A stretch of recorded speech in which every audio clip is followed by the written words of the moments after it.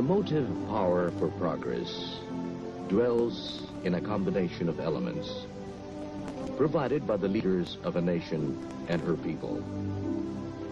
The dynamics of national development gains equally from the thrust of leadership and the commitment rendered by the people. President Ferdinand Marcos's decision in 1972 to dismantle the structures of representative government borrowed from the West marked a watershed in the Filipinos' voyage of self-discovery. Heading off the crisis of a secessionist movement, of rebellion and economic bankruptcy, he invoked the martial law provision of the Constitution on September 21st, 1972.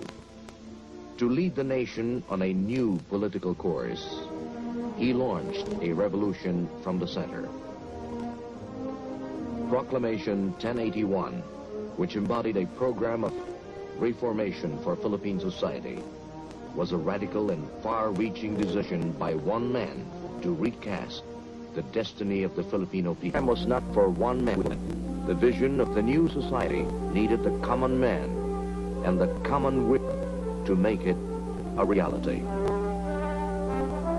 Martial history has demonstrated its need to create a new society. The achievements of the period attracted and gained respect as a peaceful means to revolutionize society, a developmental model that is instructive for the countries of the Third World. The massive drive for the restoration of political stability and social order. Martial law, the purging of service, with a consequent enlistment of technical and administrative into government service. Reforms in national politics centered on the process of replacing the political institutions borrowed from the West with those more expressive of Filipino tradition and historic experience.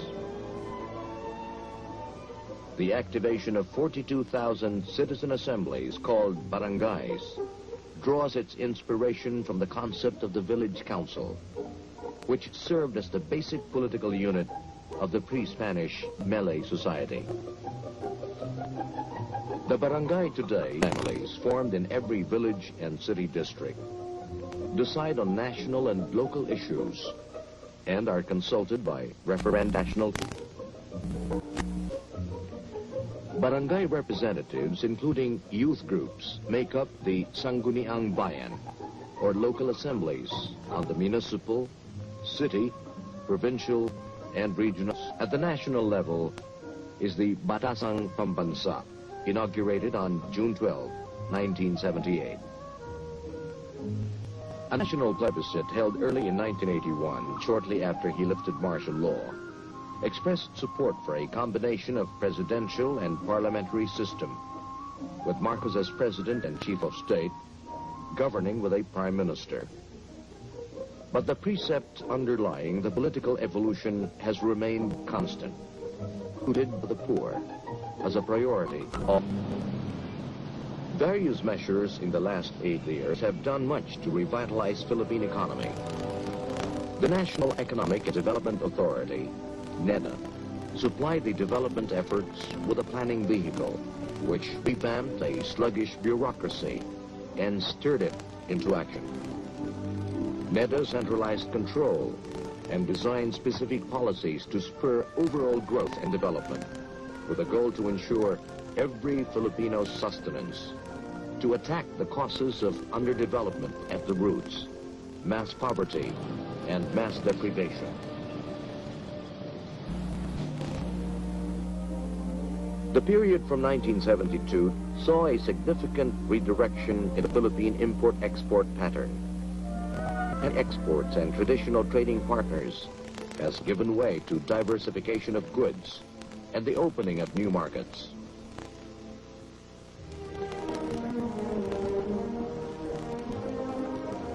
Major economic reforms paved the way for the improvement of the investment climate. Gross domestic capital formation has grown annually since 1972 by more than 15%. The expansion of foreign investments has enabled the generation of financial resources to meet the capital requirements for growth.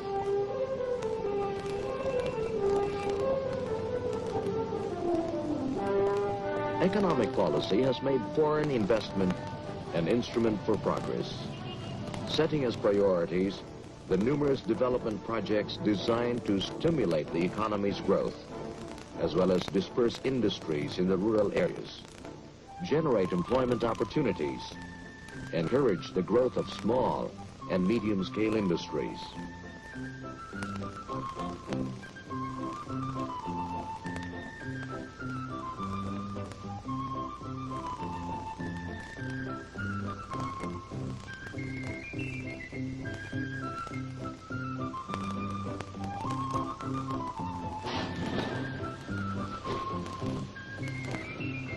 Recognizing the benefits of industrialization, emphasis has been laid on the development of new manufacture exports and on locating industries in various regions, especially through the creation of export processing zones.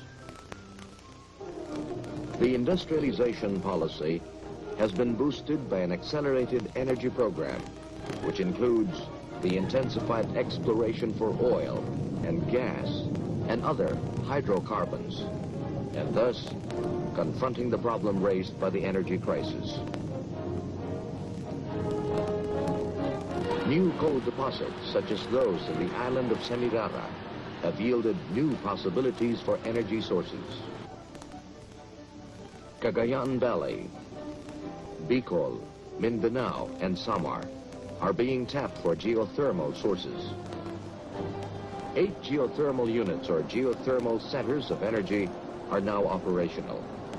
6 are being constructed. The country is now second only to the U.S. in volume of electric energy generated from geothermal sources.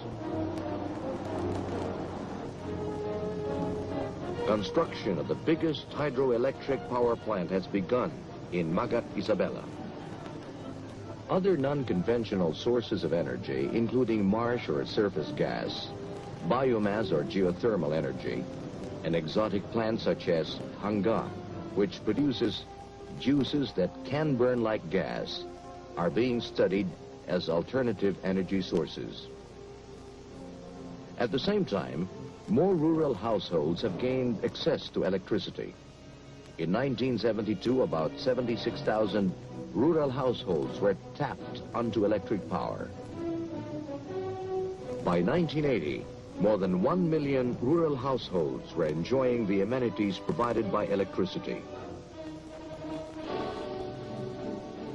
Infrastructure as an index of progress is a dramatic reflection of development touching both urban and rural areas.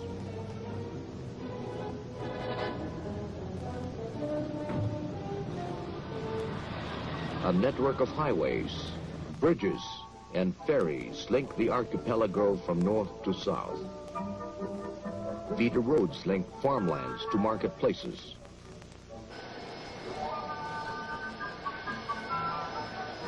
Improved port facilities have eased travel and transport by air and water.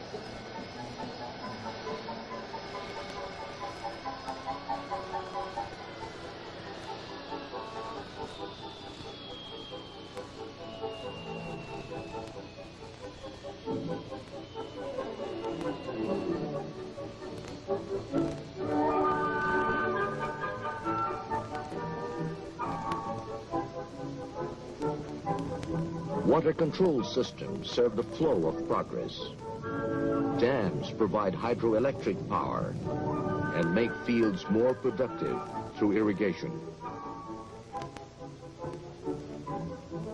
No single act of the Marcos presidency has had more far-reaching impact and popular acclaim than its decision on September 26, 1972, to declare the entire country a land reform area. In that decision, he terminated the enslavement of the poor tenant farmer to a bondage of centuries by granting him ownership of the land he tilled. Ownership has not only meant a new dignity, but has also made the small farmer a productive and useful member of society. In line with agrarian reform, the President has propelled the country toward a revolution in agriculture. Self-sufficiency in rice is one shining symbol of the massive increments in agriculture and livestock production.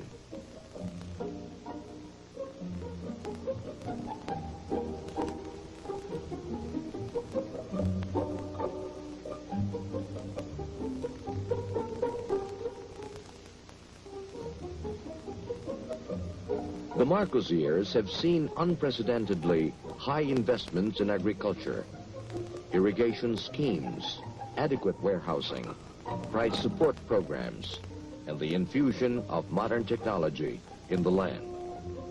The continuing improvement of agriculture remains a critical goal in the nation's 10-year development program.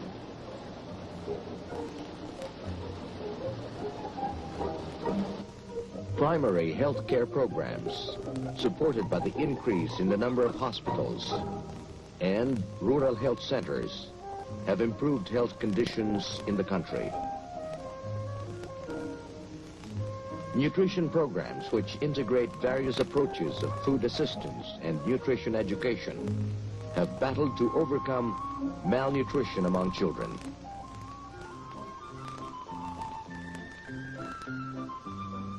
Non-formal education has opened up new horizons for the illiterate and out-of-school youths.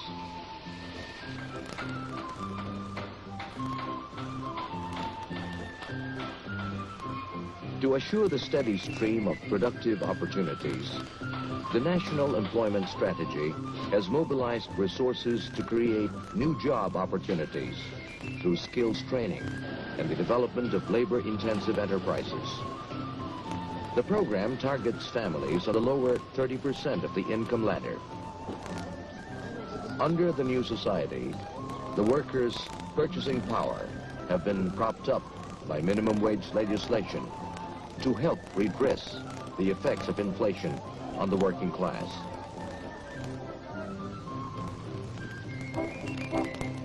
A new labor code was promulgated, which joined together management and labor with government in a tripartite conference for the settlement of issues, thus assuring industrial harmony to allow economic growth.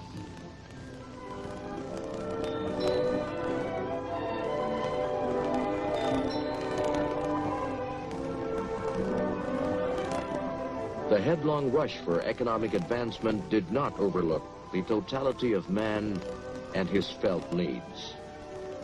Along the political and economic revolution, the new society launched a revolution in human settlements, awakening Philippine communities to an awareness of their potential as self-sustaining units of society, aided by a concerned and caring government.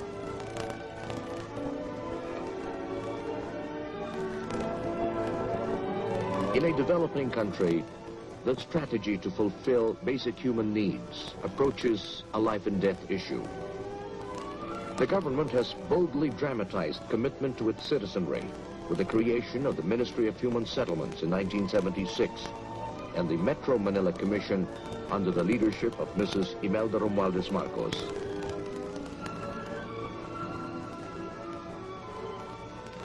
A program called BLISS, for Bagong Lipunan Sites and Services, has chosen the most depressed areas within each administrative region, province, city, or town as model communities to benefit 80,000 Filipino families.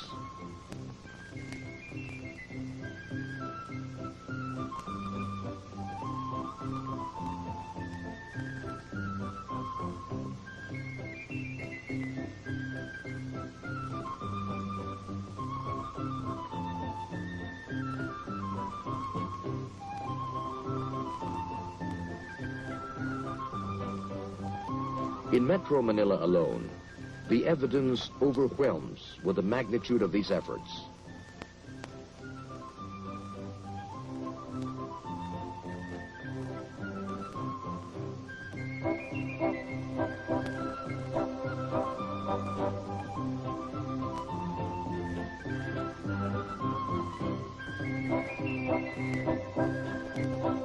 The building boom recast the landscape in towns and cities into a dramatic profile of progress and development.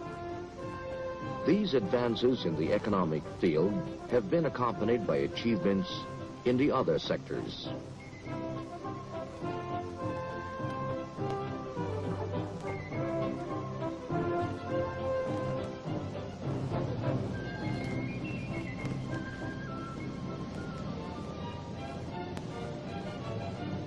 The new society has neither failed in the recognition of man's spiritual and emotional needs, in the creation of an environment to enhance the full expression of national arts and culture. To enhance the Filipinos' understanding of the national soul, museums showcase the works of painters and sculptors and preserve for posterity the heritage of centuries. The cultural renaissance, due primarily to efforts of Mrs. Marcos to popularize the arts and improve the status of the Filipino artist, combined with an upsurge in nationalism, has brought about the flowering of indigenous arts, particularly music, drama, and folk craft.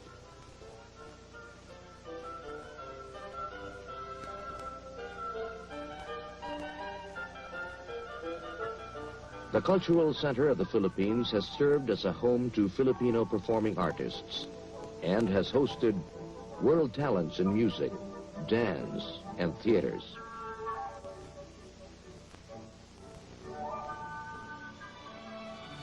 A most dramatic aspect of the new society is the respected place that the Philippines has gained in the Assembly of Nations. In the past, Philippine foreign policy was viewed and in fact served merely as a reflection of the country's special relations with the United States. Time has not yet come for you to lay down the heavy burden and responsibility of leadership in the free world, or for that matter, of the world. For by the inexorable decision of destiny, you have become the trustee of our civilization, and you cannot abandon this role, no matter what may be yours. How can America speak to Asia? I would say, America, speak from the depths of your own heart. Speak in the language of Jefferson. Speak with the wisdom of a Lincoln. Speak with the compassion of Roosevelt, with the vision of Kennedy, and the ringing challenge of President Johnson, when he said, "The peace that I seek is not a peace that means the absence of armed hostilities. For where men hunger and hate, there can be no peace. The peace I seek is a peace of conciliation, a conciliation of the communist states with their non-communist neighbors, between the rich nations and the poor, between the great and the small. This is the peace I seek. Can it come about? In all my heart, I think it can. We have far to go. We have far to journey." Addressed in these accents, America, Asia will listen to you. And confronted with these challenges, Asia will respond.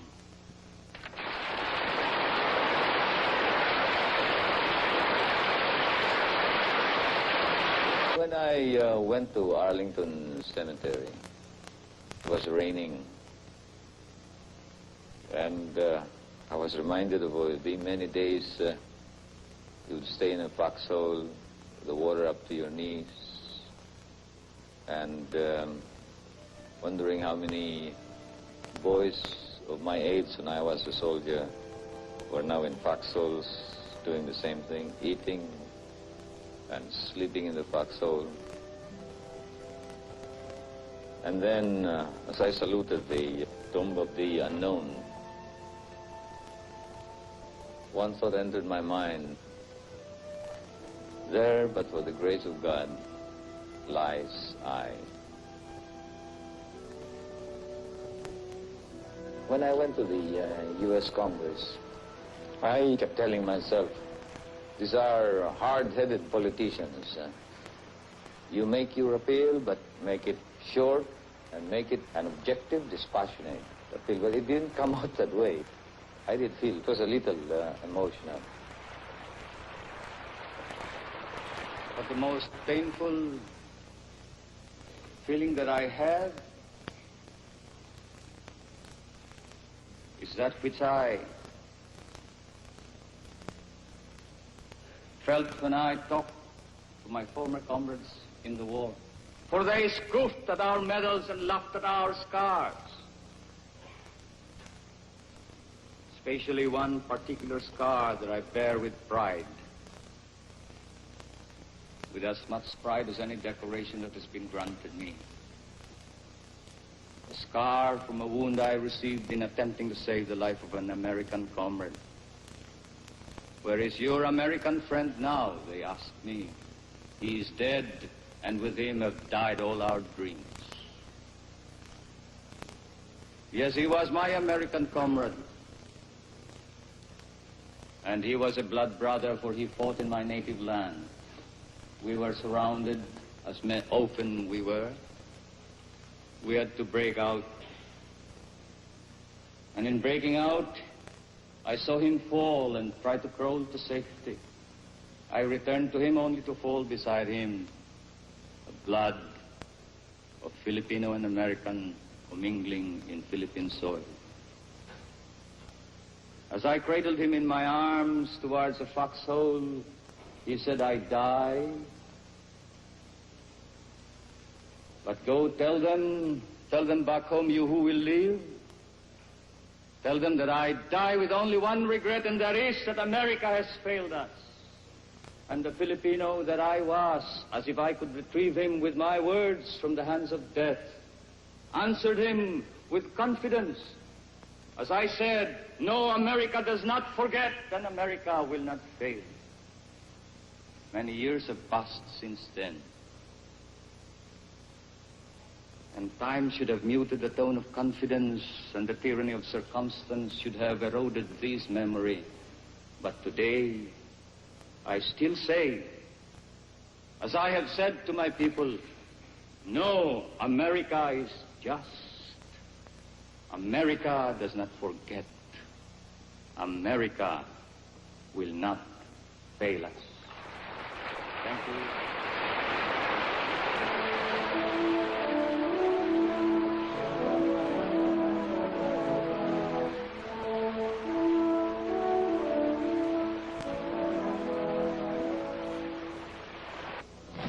In the past 8 years, President Marcos initiated the successive changes in Philippine foreign policy, which drew the country out of the shadows of America into a position of near equidistance to all global powers. The Philippines' role in creating the Association of Southeast Asian Nations, the opening of ties with the People's Republic of China, the Soviet Union, and other socialist states underlined the government's determination to present a stance on international affairs that is at once ideologically independent, yet cognizant of the realities of world politics. Even as she reached out for the friendship and cooperation of as many peoples as possible, the country has resolved to pursue a self-reliant posture in regional and international forums. Today, the Philippines speaks not only for the aspirations of the Third World, but also for global issues of international peace and development, discussing these issues and recognizing them as the very same goals pursued for the common man in the new society. The progressive thrust of government sets a chain reaction. Government programs committed to human growth allows the individual to act within his environment and area of concern. And the interaction with his fellow citizens binds self with the community, reaching out beyond himself for the greater good of the nation. It is from such individual commitment, manifested through positive action, that a nation's leaders gain strength and direction.